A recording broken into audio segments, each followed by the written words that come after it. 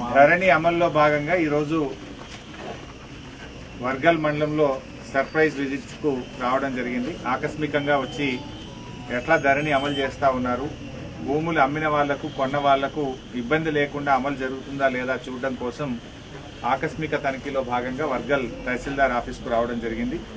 అయితే ఇప్పుడే ఇక్కడ వర్గల్ మండలానికి చెందినటువంటి వేలూరు గ్రామస్తులు వెంకట్ గౌడ్, వేలూరు గ్రామానికి చెందిన వెంకట్ గౌడు భూమి అమ్మితే మాసాయిపేట గ్రామానికి చెందినటువంటి శంకర్ గారు భూమి కొనుక్కోవడం జరిగింది. సో ఆ ప్రక్రియ ఎలా జరిగిందని చూస్తే కరెక్ట్గా 10 నిమిషాల లోపల వెంకట్ గౌడ్ గారు భూమి అమ్మడం, శంకర్ గారి పేరు మీద భూమి రిజిస్ట్రేషన్ జరిగింది. ఆ భూమి ట్రాన్స్ఫర్ ముటేషన్ కూడా జరిగింది. అదేవిధంగా పాస్బుక్ కూడా ఇచ్చినాం.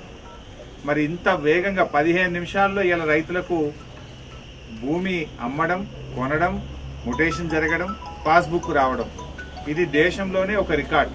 వాస్తవంగా చెప్పాలంటే గతంలో నెలల తరబడి తిరిగినా, కాళ్ళ చెప్పులు అరిగినా, అనేక వ్యయ ప్రయాసాలకు లోనైనా భూమి మార్పిడి జరగడంలో కానీ పాస్బుక్ రావడానికి రైతులు చాలా కష్టాలు పడేవారు. అందుకే ఇవాళ మన ముఖ్యమంత్రి కేసీఆర్ గారు దేశంలో ఎక్కడ లేని విధంగా ఈ కొత్త విధానాన్ని ధరణి పద్ధతుల్లో ఇలా ప్రజల ముందుకు తెచ్చారు.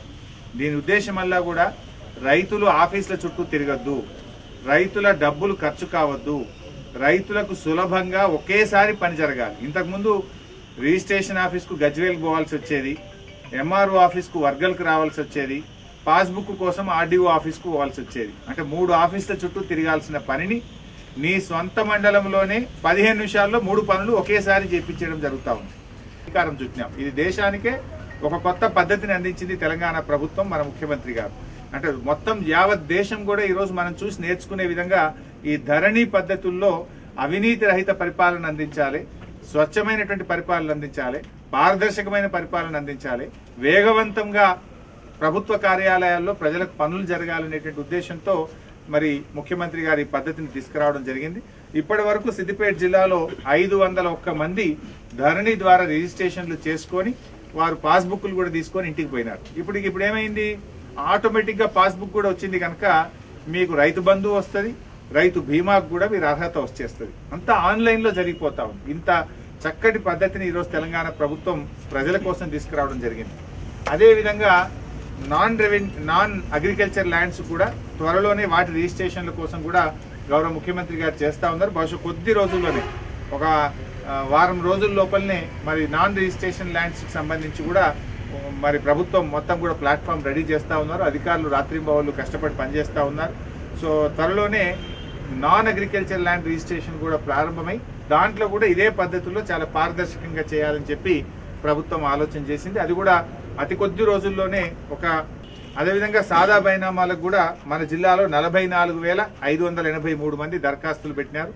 44,583 మందికి ఎవరైతే తెల్ల కాగితం మీద కొనుక్కోవడము, తండ్రుల నుంచి పిల్లలకు రావడము, మరి అన్నదమ్ములు పంచుకుంటే వచ్చినటువంటి భూములకు పాస్బుక్లు రాక ఇబ్బంది పడతా ఉన్నారు.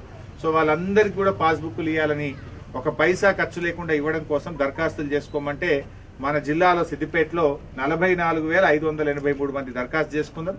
ఇవన్నీ అప్లికేషన్లు కూడా ప్రాసెస్ చేసి ఒక పైసా ఖర్చు లేకుండా, ఆఫీసుల చుట్టూ తిరగవలసిన అవసరం లేకుండా ఆ పాస్బుక్లు తయారు చేసి మళ్ళీ వాళ్ళ ఊర్లలోకి పోయి వాళ్ళ చేతిలో పెట్టి రైతు చేతిలో పెట్టే కార్యక్రమం కూడా జరుగుతుంది. సో ఇది కూడా మొన్ననే అప్లికేషన్లను వచ్చినాయి. అతి త్వరలోనే వాటి అప్లికేషన్స్ అన్ని కూడా ప్రాసెస్ చేసి సాదా బైనామాలో దరఖాస్తు చేసుకున్న వాళ్ళందరికీ కూడా పట్టాదారు పాస్ పుస్తకాలు, రాబోయే రోజుల్లో రైతు బంధు, రైతు బీమా కూడా అందించడం జరుగుతుంది.